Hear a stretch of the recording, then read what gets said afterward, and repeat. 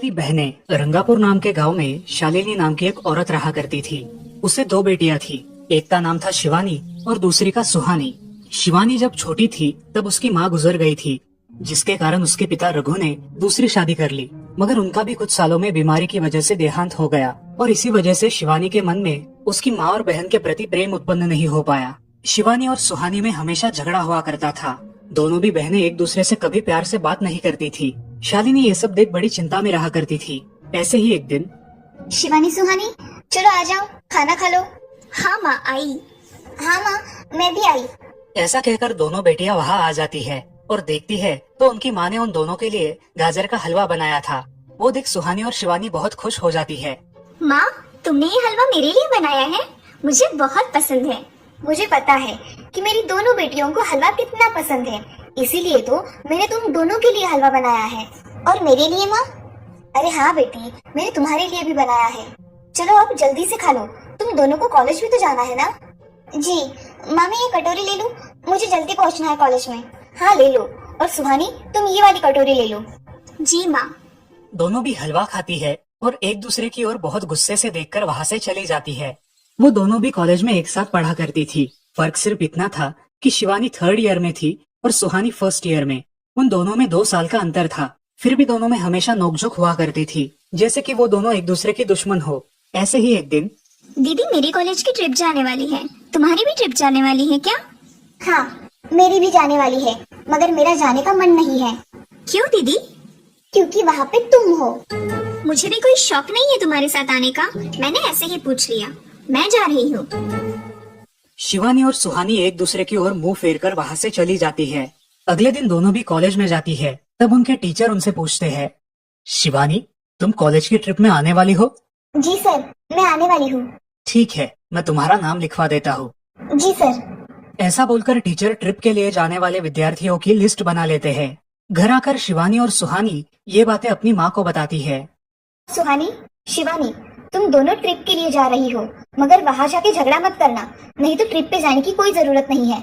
नहीं माँ हम झगड़ा नहीं करेंगे। हाँ माँ हम झगड़ा नहीं करेंगे। तो फिर ठीक है, तुम दोनों जाओ, ये लो ट्रिप के लिए पैसे और बाकी के लिए तुम्हारे पास ही रखना।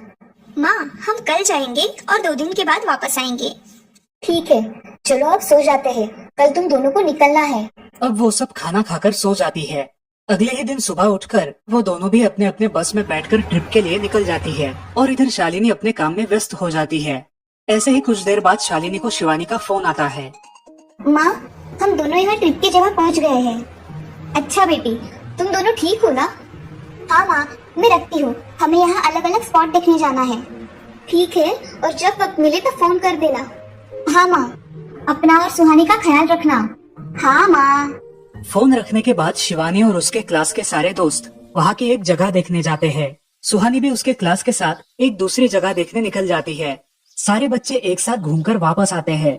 शिवानी सुहानी को ढूंढती है, मगर सुहानी उसे कहीं दिखाई नहीं देती। इसलिए शिवानी को बड़ी चिंता होने लगती है। अरे ये सुहानी कहाँ रह गई? इसका तो कुछ भी पता नहीं, कहाँ ढूंढूं इसे? तभी शिवानी को सुहानी दिखाई देती है और उसके जान में जान आ जाती है। सुहानी कहाँ गई थी तुम? मुझे कितनी चिंता लग गई थी तुम्हारी। अरे मैं यहाँ ही थी मेरी सहेलियों के साथ, मुझे कुछ नहीं हुआ। ऐसा बोलकर सुहानी वहाँ से चली जाती है। दूसरे दिन सब लड़के लड़कियाँ जल्दी उठकर अपनी तैयारी कर लेते हैं और पहाड़ पर जाने के लिए निकलते हैं। वो सब आज थोड़ा घूमकर शाम तक निकलने वाले थे। सब विद्यार्थी एक हिल स्टेशन देखने चले जाते हैं। शाम होने तक उस पहाड़ी का मजा उठाते हैं, लेकिन सुहानी बिना किसी को बताए उस पहाड़ी के एक अनजान हिस्से में चली जाती है। वहाँ का मनमोहक दृश्य देखते देखते गलती से उसका पैर फिसल जाता है और वो वहाँ से नीचे गिर जाती है। शाम हो जाने के कारण सभी विद्यार्थी वहाँ से निकलने लगते हैं और यहाँ सुहानी एक पेड़ के सहारे उस पहाड़ी की चोटी पर लटकी रहती है। शिवानी सभी विद्यार्थियों में अपनी बहन को ढूंढती है, लेकिन वो उसे कहीं नहीं मिलती। सुहानी को ढूंढते ढूंढते शिवानी वापस उसी पहाड़ी के पास आती है और उसे आवाज लगाती है। सुहानी सुहानी कहाँ हो तुम? दीदी मैं यहाँ हूँ, बचाओ मुझे, मैं यहाँ हूँ। सुहानी की आवाज की ओर जाते ही उसे पता चलता है कि सुहानी पहाड़ी पर लटकी है। यह सब देखकर शिवानी बहुत घबरा जाती है। शिवानी अपनी पूरी ताकत लगाकर उसे ऊपर खींच लेती है। तुम यहाँ क्यों आई थी? अगर तुम्हें कुछ हो जाता तो मैं क्या करती? माँ को क्या जवाब देती? दीदी मेरा पैर फिसल कर मैं वहाँ गिर गई। मैंने बहुत आवाज दी मगर मेरी आवाज किसी ने नहीं सुनी। तुम ढूंढती हुई आई और मुझे बचा लिया। तुम दुनिया की बेस्ट दीदी हो। हाँ सुहानी, चलो अब घर जाने के लिए देर हो जाएगी, बस निकल जाएगी। सुहानी को ऊपर खींचते वक्त शिवानी के हाथ पर बहुत सारे जख्म हो गए थे, इसीलिए सुहानी अपनी ओढ़नी फाड़कर उसके हाथ पे बांध देती है और अब वो दोनों बस के पास चले जाते हैं। क्या हुआ है शिवानी, हाथ से खून बह रहा है तुम्हारे? कुछ नहीं सर, मैं वहाँ पे गिर गई थी, अब मैं ठीक हूँ। टीचर और सारे छात्र गाड़ी में बैठकर घर जाने के लिए निकलते हैं। घर आने के बाद शिवानी सारी हकीकत अपनी माँ को बताती है और वो सब सुनकर माँ दोनों को गले लगाकर रोने लगती है। तुम दोनों एक दूसरे के साथ होते हो इसीलिए मुझे कोई टेंशन नहीं रहता, मगर मेरी बच्चियों खुद का भी ख्याल रखा करो। उस दिन के बाद दोनों सौतेली बहनों ने अपने बीच की सब नोकझोंक बंद कर दी और हंसी खुशी सगी बहनों की तरह रहने लगी। दोस्तों, इस कहानी से हमें ये सीख मिलती है कि हम सबको एक दूसरे के प्रति द्वेष की भावनाएं छोड़कर प्यार से रहना चाहिए। चंदनपुर नाम के गांव में चंपा नाम की एक औरत रहती थी। पति, 2 बच्चे और एक बेटी, ऐसा उनका पूरा परिवार था। उसका पति श्रीधर पोस्ट ऑफिस में जॉब करता था। उसके कमाई से ही घर चलता था। चंपा ने अपने घर के सामने एक छोटी सी दुकान खोल के रखी थी। उससे उसे जो भी मुनाफा होता वो अपनी बेटी की शादी के लिए जमा करके रखती। ऐसे ही बहुत दिन बीत जाते हैं। अब बच्चे भी बड़े हो जाते हैं। बड़ा बेटा अशोक डॉक्टर और छोटा बेटा रवि वकील बन जाता है और दोनों अपनी ट्रेनिंग पूरी करने लगते हैं। एक दिन उनकी बहन ज्योति के लिए एक अच्छा रिश्ता आता है और ज्योति की शादी पड़ोस के गांव के सरपंच जी के बेटे से हो जाती है। ज्योति बहुत ही कामचोर और गुस्सा करने वाली होती है। इसी कारण उसके ससुराल से उसे निकाल दिया जाता है। वो अपने पति को लेकर अपने मायके रहने आती है। अब चंपा का जमाई दुकान चलाता है और चंपा और ज्योति आराम से वहाँ रहती है। अरे ज्योति, जरा अपने कामचोर पति को कुछ काम करना क्यों नहीं सिखाती हो? कुछ काम का नहीं है वो। अरे हाँ माँ, उनके पिताजी ने तो उन्हें ही घर से निकाल दिया और हमारे माथे मर दिया। जाने दो, पति है। माँ और बेटी इसी तरह तानेबाजी करती रहती। अब बड़े बेटे अशोक की शादी उन्हीं के गांव के एक लड़की से करा दी गई, लेकिन उस लड़की से भी चंपा बहुत काम करवाती और वो बेचारी सासू माँ का आदर करके सब काम चुपचाप करती थी। एक दिन वो काम करके थक गई और एक जगह पर बैठ गई। ए कामचोर कमला, इतना सारा काम पड़ा है घर में, क्या वो तुम्हारा बाप आके करेगा? चलो उठ, काम कर। हाँ हाँ माँ जी, करती हूँ। ऐसा कह के कमला अपने काम पर लग जाती है और सारा काम खत्म कर देती है। चंपा अपने बेटे अशोक से घर आने के बाद चुगलियां किया करती थी।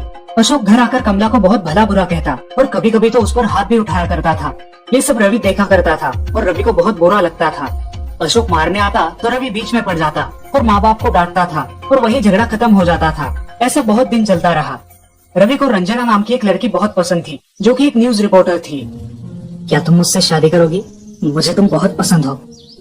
हाँ, मगर रवि, तुम्हारे घर में तुम्हारी माँ का बर्ताव मुझे बिल्कुल पसंद नहीं है, इसीलिए पहले तुम इसका कोई हल निकालो। अरे रंजना, मैं हूँ ना तुम्हारे साथ, तुम्हें टेंशन की क्या बात है?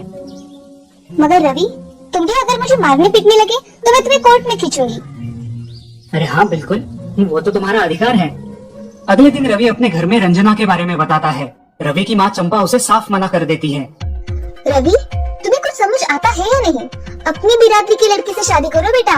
इस घर में ये आखिरी शादी है और मेरे भी कुछ अरमान है बेटा। अजय, आप कुछ कहते क्यों नहीं? हाँ बेटा, तुम्हारी माँ सही कह रही है, तुम इसकी बात मान जाओ बेटा। नहीं पापा, मैं शादी करूंगा तो सिर्फ रंजना से, वरना मैं शादी नहीं करूंगा। सब चुप हो जाते हैं। अगले दिन रवि मंदिर से शादी करके घर आता है। सब अचरज से रवि की ओर देखते हैं और चुपचाप अपने कमरे में चले जाते हैं। कमला उन दोनों का स्वागत करती है और वो दोनों अपने कमरे में जाते हैं। कैसे लगा मेरा घर? अच्छा है, मगर सब मिलजुल के रहे तो और भी अच्छा होगा। रंजना, तुम्हें मेरी माँ को सबक सिखाना होगा, तभी घर के सारे सदस्य ठीक हो जाएंगे। ठीक है रवि, जैसा तुम चाहो। अगले दिन रंजना अपने घर के मंदिर में पूजा करने जाती है। तभी रुको, मेरे भगवान के मंदिर में तुम मत आओ, जाओ यहाँ से। ये कहकर सास रंजना को वहाँ से भगा देती है और घर के किसी भी काम को करने से मना कर देती है। तब क्या माँ जी, आज से मैं इस घर की बहू हूँ। इस घर पे मेरा भी उतना ही अधिकार है जितना कि आपका। क्या बोल क्या रही हो? निकल जाओ मेरे घर से। खबरदार अगर हाथ भी लगाया तो।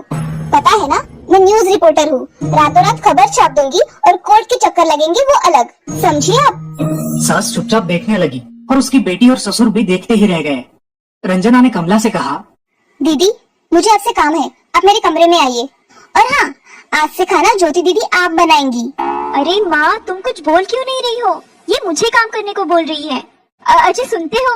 चलो मेरी मदद करो। हाँ आता हूँ। ज्योति किचन का काम करने चली गई और सास बाहर का काम करने लगी। रंजना कमला को लेकर अपने कमरे में गई और उससे कहा, कमला दीदी, आप कुछ कहते क्यों नहीं? आप चुपचाप सह लेती हो, उसका ये नतीजा है। आप देखो दीदी कैसे काम कर रही है। आप कुछ काम करती थी क्या शादी के पहले? नहीं रंजना, मगर अब घर से ही अपना खुद का कुछ व्यवसाय शुरू करने का सोच रही हूँ। बहुत अच्छे दीदी, अब आप किसी से मत डरिए, हम हैं आपके साथ।